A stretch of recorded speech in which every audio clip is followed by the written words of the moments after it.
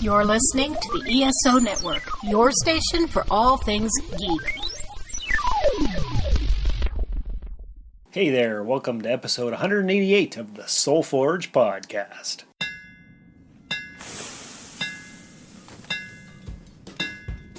Welcome to the Soul Forge, a place of silent mystery, quiet contemplation, and outright mayhem. Join your host, Sean Vanderloo, as he guides you through the adventures of living. Together, we'll talk about life and love, sex and dating, joy and heartache, memories and loss, and so much more. Don't worry, it's not nearly as pretentious as it sounds. Get ready for life, the universe, and everything on the Soul Forge.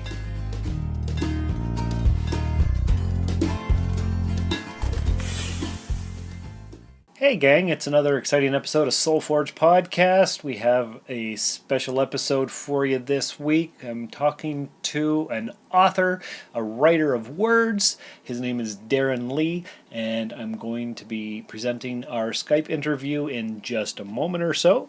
So what this is it's a chat with me and Darin, and we're talking about his recently published book of poetry called Hoetry. And I've read pretty much all of it. It's got some rather unique imagery in it. It's a lot of fun. I recommend you getting this book for yourself. I'm not going to talk too much. I am just going to go ahead and I'll play a promo for another podcast on the ESO network, and then we'll launch right into the Skype chat that I had last week with Darin, and that's pretty much it. Are you tired of podcasts only covering good movies or bad movies? Where could you possibly turn to find both in one convenient place? There has got to be a better way. Well, now there is. Try the podcast Double-Edged Double Bill, where Adam and Thomas dive into both a good and a bad film in every episode. Sound too good to be true? Well, listen to this testimonial. Double-Edged Double Bill got me to watch Total Recall and Junior in one night. I was both entertained and scarred permanently. Thanks, Double-Edged Double Bill. Available now on the ESO Network and wherever podcasts are streamed. Hey, Soul Forge listeners, we've got a special treat for you today. We've got an author named Darin Lee, and he's here to promote some of his recent work. How are you today, sir? I'm doing awesome. It's nice to meet y'all, everybody that's listening, and it's an honor to be on the show. I appreciate it. Oh, very glad to have you here. So you contacted me last week. You joined the Facebook page for the Soul Forge podcast, and so we decided to set up a little bit of a conversation. You sent me a copy of your recent book. How many books have you written? Is this your first one, or what's your background, basically? Well, I was in the Navy on submarines, and before that I was doing digital marketing. So kind of just writing's always a thing in digital marketing. You're always trying to do copyrights and call to actions and all types of stuff. So I've wrote a lot of books throughout the year, but it's the first one I've actually published. Ah, okay.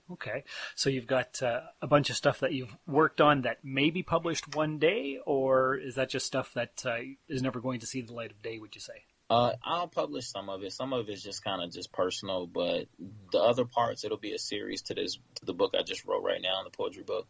And then there'll be some personal, some self-help, and maybe a couple of children's books. Ah, okay, that's pretty cool. All right, so let's find out who you are as a person. So you were in the Navy, you were on submarines. Yes. How old are you now? 28. 28, okay. And where are you from? I was born in Kansas City, Missouri, raised in the Panhandle of Florida, Long Beach area. Oh, okay, very cool. All right. And this book that you've recently written, it's called Hoetry instead of poetry. Yes. It's a nice twist on things. How did you come up with that name? I thought, for one, like I said, I wrote a few books. I just haven't put them out, and I was kind of like, okay, which one I want to put out first? And I was like, you know what? If I'm going to put something out first, I need it to be poppy. I need it to be, like, spicy. It's going to catch people's eyes, and it's going to be, like, kind of like a coming out book. With the name alone, I knew it was going to be pretty solid on selling, or at least catching people's eye, at least enough to ask more questions. So, oh, for sure. Yeah, for sure. If I say most people that see it, they're like, "Oh, that's clever." Yes, I'd say so. Because I opened up the link that you sent me, and I didn't have my glasses on, and I'm like, okay, poetry book, poetry. And then I took a better look when I put my glasses on to read, and I'm like, that doesn't say poetry at all. This is going to be pretty interesting. And so I've read most of the book, and I've noticed some certain themes. I've noticed a lot of heavenly imagery.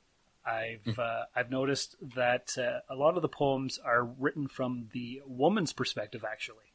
Mm-hmm. And a lot of it, not all of it rhymes, but definitely some of them, some of the poems that I read, you can almost hear it as a rap song. Was that intentional? Yeah, it's like spoken word. Definitely, it's like a slam, like poetry slam type feeling, like you're in an open bar and everybody's watching you, and you kind of have your little drink with you, and you're just talking to the crowd. So yeah, definitely, it's wrote in that form. Oh yeah, I certainly picked up on that, and it just flows so nicely. And I'm like, okay, I could see him sitting there at his writing desk, and he's got his drink in hand, and the words are just flowing from your mind, and they're on the page, and I'm like, okay, lots of imagery. It's very cool. What would you say your main themes are in your work, and not in just this book, but in overall all your writings? Oh yeah, definitely. It's a broad spectrum. I'm just now finishing like more of a historical short story, kind of It's kind of documenting like history, and it's called Nothing New Under the Sun. So that one's going to be more history based, and it's dealing with kind of like when it's dealing with one enslaved person going from different parts of history, and kind of just like diving into what's happening at that time. So some of my works are going to be like that, more historical and a little bit more political, I would say. And of course, the short stories for the kids, the children's books. Oh, for They're sure. just fun. They're fun for, women to look at, hey, they get excited. Women love short story, kids books and stuff for their kids to read to them and kind of educate them. And they're going to be a little bit more educational based, and some are just going to be for fun. And this one specifically, besides the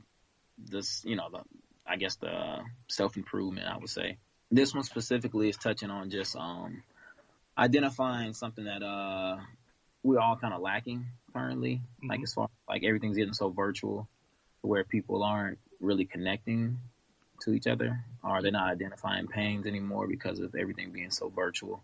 So the book is really based on just kind of helping people identify their pains, as well as identify like that, you need a raw connection with somebody mentally, emotionally, and spiritually before you start touching bases on other things.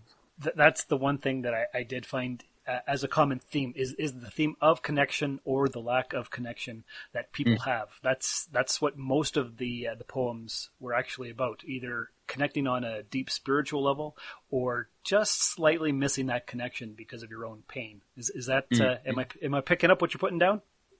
Absolutely, definitely. I wanted to identify pains and talk about really uncomfortable situations, but in an intellectual manner, and sometimes in a more sleazy, fun manner. Yes. You had a little bit of everything in there. A little bit of dirty, sexy imagery, some more spiritual plane of existence kind of poetry. It's a little bit of everything. It's really, really neat how you, kind of just connected with everything. Like there's a full spectrum of poetry there. Yeah, definitely. And that's what I wanted to do, to make sure I could just touch the basis on a lot of different readers. Because even in my description, I tell people that it's not a poetry book. I tell people it's an experience, because I'm heavy on science. So that's why I did the chaos and order on both sides with black and white paging. Out of the dark comes the light. So I wanted the dark part to be the chaos, because everything starts with chaos. Yes. So that's why I wanted to touch on the black pages first, and then touch the order as the prose on the white side pages. Ah, okay. Yeah, I like that. That was part of the book, because each poem, you've got the title and the subheading of chaos. Then you have the poem, and then on the next page, or even sometimes on the same page, you have some drawings, and then you have the explanation of what the poem actually meant. And not a lot of poets throughout history have ever done that. They leave it, and it's up to your interpretation, but you actually break it down, and that's totally unique. Yeah, definitely. And I always tell people I don't be trying to toot my own horn, but I honestly have never seen a poetry book do that. So that's why I was like, I think it's one of a kind, honestly. Just simple fact of the theme that I try to drive. Yeah, no, I think you're totally right, because back in university I studied a lot of poetry in my English literature classes, and yeah, no, it's always been up to your own interpretation, so this is definitely unique for sure. Now, the drawings, did you do those? Did you get somebody to do them for you? How did that come about? It was about 50-50. I draw. I'm not like the illustrator or the artist in the family, but I can draw. Like I'm decent. But my older brother, he's the real artist. Oh, okay. But I'm the youngest, so I'm just trying to do whatever they do. And my middle brother, he's the real creative writer type, but I'm a writer, so I kind of picked from both of them, and I kind of took it from them. So yeah. Yeah, so they're like they inspire you. Exactly, they're my inspirations for sure. Do they write poetry too? Do they have books published? They don't. Honestly, I think I came out on top with the writing side of the family. No, let me stop. But Frank, definitely my older brother, he's definitely the artist, so he's definitely better at the drawing and painting. But I try and do both because I just find it's really enjoyable for me. You can tell because well, actually, let's tell our listeners, where would they get this book? Is it only digital? Are there paper copies? I have paperback copies that I have on a specialized link for signed ones that I send out myself, and it's also on Amazon. It was Amazon #1 bestseller when it first came out. So yeah, definitely you can find it on Amazon. Just Hoetry, Darin Lee. That's impressive, and I'll put all that stuff in the show notes too. What did your brothers think of your work here? Have they taken a look at it? Have they given you a constructive criticism? Yes, they have. They actually called me. Even my family that has read it too. It's pretty funny responses because they call and they be like, "Wow," that's the first thing they be like, "Wow." I'd be like, I'm like, "Hello." They be like, "No, man, this is different." I was like, "That's dope." And then some of them call and be like, "Oh man, I gotta try this with my wife," because there's some stuff in there, that's definitely more like you said, sensual, like spiritually and sensual, like connected, more like tantric. Yes, I was going to say that, like almost as a user's guide for the woman's body in some of these poems that you've written. Like this is how you make love, guys, that kind of thing, right? Yeah, just new stuff to try. I always tell people just stuff to try. Hey, look, maybe pray before you have sex. It's a few. I have a poem about that as well. Like try different stuff with them because things get boring, things get monotonous. So it's good to just kind of break out and different stuff. Yeah, mix it up a little bit. Mm-hmm. Yeah. Do you have a favorite poem or poems from the collection that you could maybe do some spoken word for us so that the listeners can get a bit of an idea? And that's so funny that you say that. I've had people ask me to read them, and I can always read them, but I always tell people I disconnect from the art. It's like I think it's maybe a personal thing. I don't know. I can definitely read one, but yeah, I always tell people I don't like to get connected to the art. Because I was too connected from the time that I've been writing like my whole life. I was like, I'll never publish a book or nothing like that. I don't want people to see it, because they're like your babies. They're like your little creative babies, and you don't want to take your baby out into the world. Oh no, I totally get it. They don't have the right shoes, the right bib. People talk about, oh, you got the dirty bib, the cheap bib.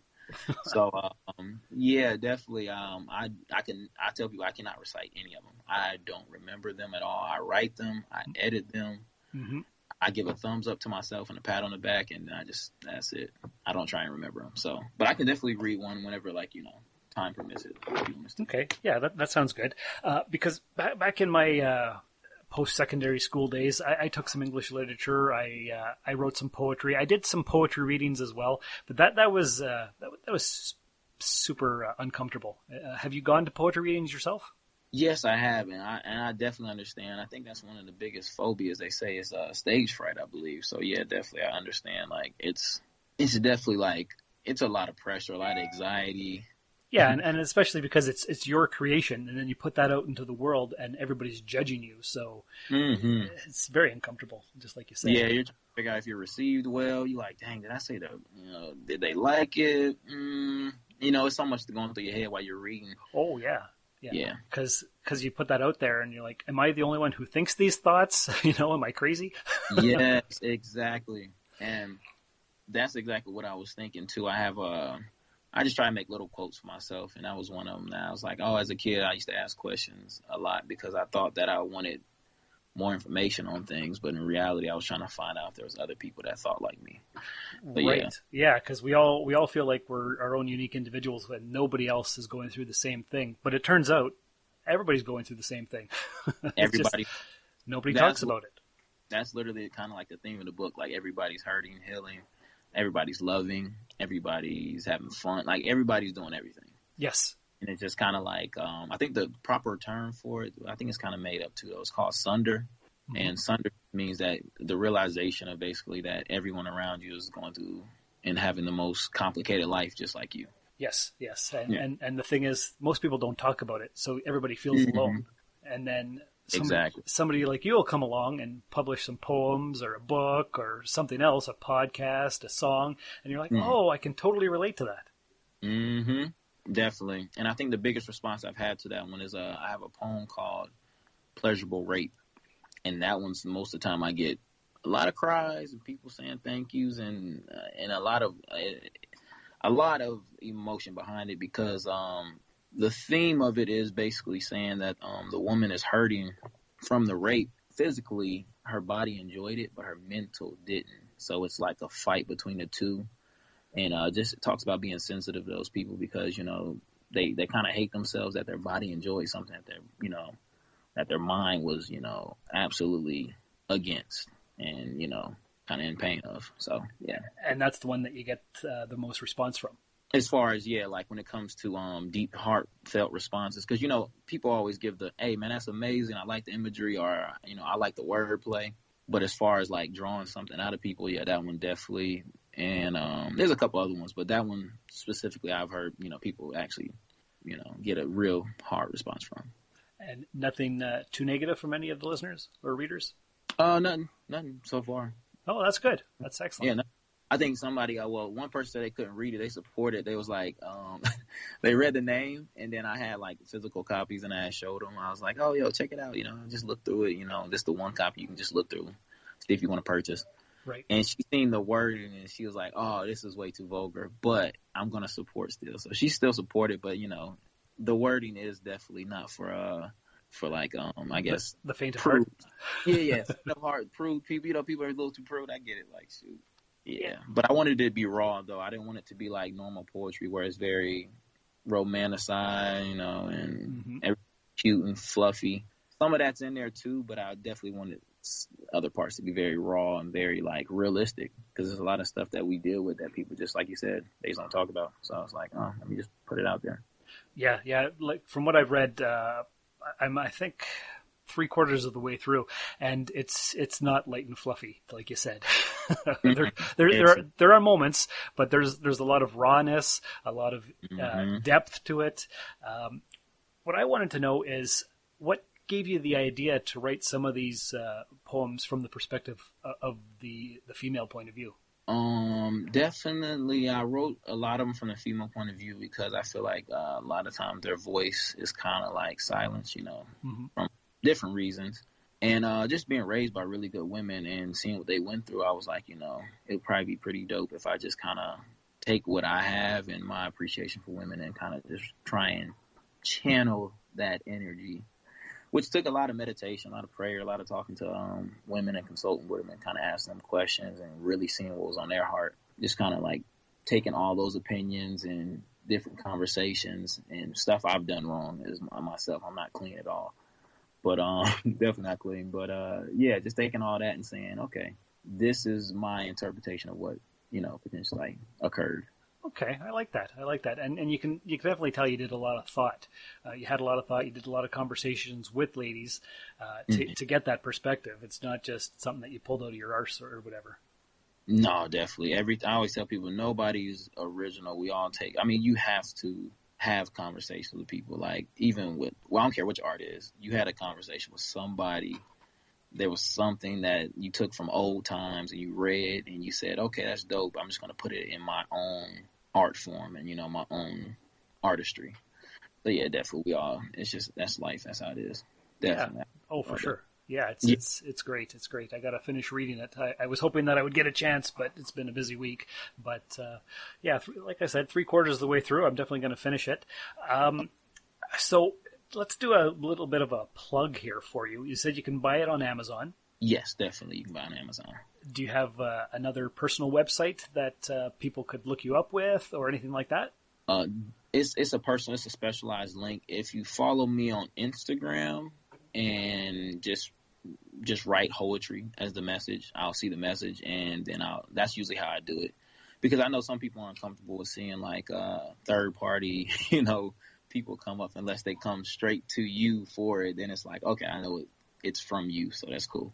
Right. Okay. But if they follow me on Instagram at Darin, Darin, Lee, Lee _ and just type in Hoetry as a message, just send a message Hoetry, and I'll know exactly what it is. That's how I've been sending it. Okay, so it's at Darin Lee _ Yes. Okay, that's good. All of our listeners, if they're on Instagram, they can follow you there.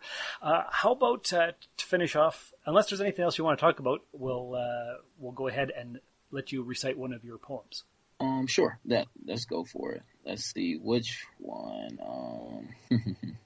I was going to ask you which one did you like more so to see if we read it the same way. That would be interesting. Let's see. I've got the PDF here. Let's see. I've just been reading them all the way through. There was one, I can't remember the name of it, but it really flowed like a rap song kind of a thing, and I wish I could remember which one it was. Oh, you remember a line in it maybe, or something like maybe what it was about? Well, they're all pretty similar in that they're all about sex, but I'm just looking and scrolling through here, and it's hard to remember which one it was. This one was definitely. He said this one was it. It was about sex, or was it something else? It's hard to remember because I've just been reading through them all. And I didn't write them down. It might have been Love at First Science.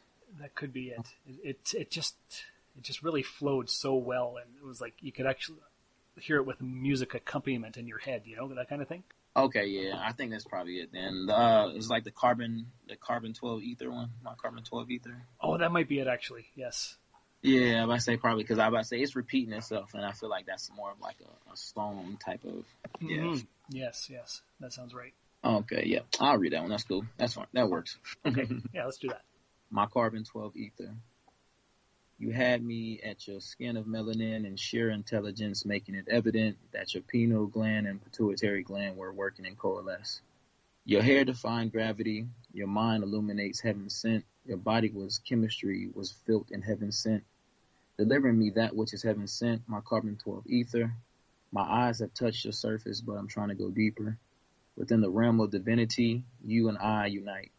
Esoteric and spiritual, with inextricable interwoven in the most delicious manner. My carbon 12 ether. Your biology speaks to me as a teacher.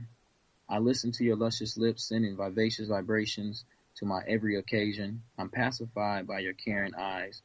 You're, oh, so sweet. Frequencies take me to where I need to be. My carbon 12 ether. We join together in science. The knowing of nature patents us permissible partners. We were composed in a timeless novel by impeccable author.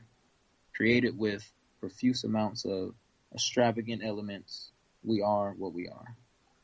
Yes, that's definitely one of them for sure.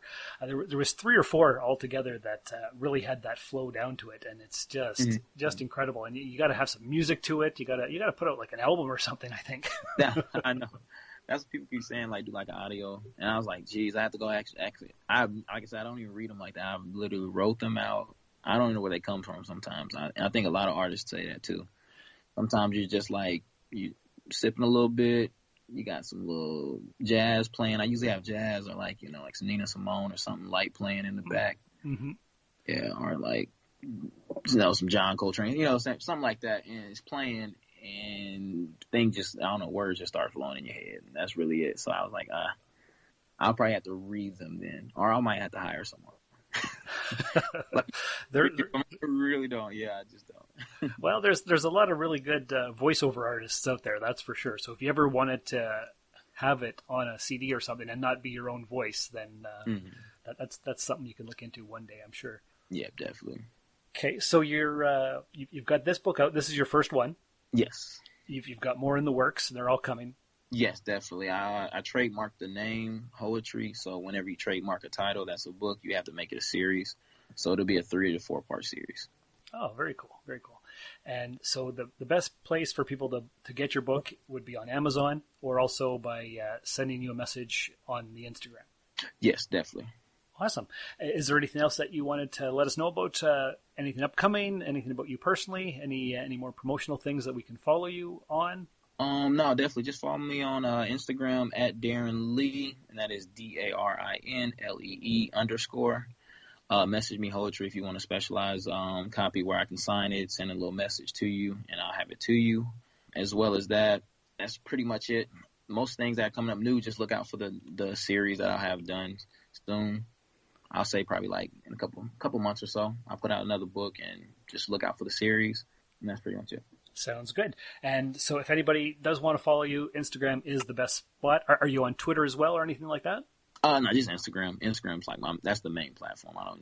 I try to stay on one because it's a lot. It's so many social ways now. You got TikTok and everything. So yeah, there's too many. It's hard to keep up with everything. That's for sure. It is. Yeah. All right. Well, thanks for stopping by the Soul Forge and letting us know a little bit about yourself. Definitely. Thank you for having me. I appreciate you taking your time out. Most welcome. All right. Wasn't that a great interview? Once again, I'd like to thank Darin for coming on and being a guest on Soul Forge and sharing with all of us his writings and just for being part of the program. So go check out his work, and we'll be back again next week with another exciting episode for you. So take care, do all the things, and remember, a house that has a library in it has a soul. Thank you for listening to another episode of the Soul Forge podcast. Your support is greatly appreciated, and we hope you'll tune in again next time. Remember that you can visit soulforgepodcast.com for all of our social media links. And don't forget to share the show with everyone you know. The Soul Forge podcast is your best source for living your best life. Think about it. This has been a broadcast of the ESO Network. Be part of the crew and help support our shows by donating to our ESO Patreon or by shopping at the TeePublic store, which can all be found at www.esonetwork.com. The ESO Network, your station for all things geek.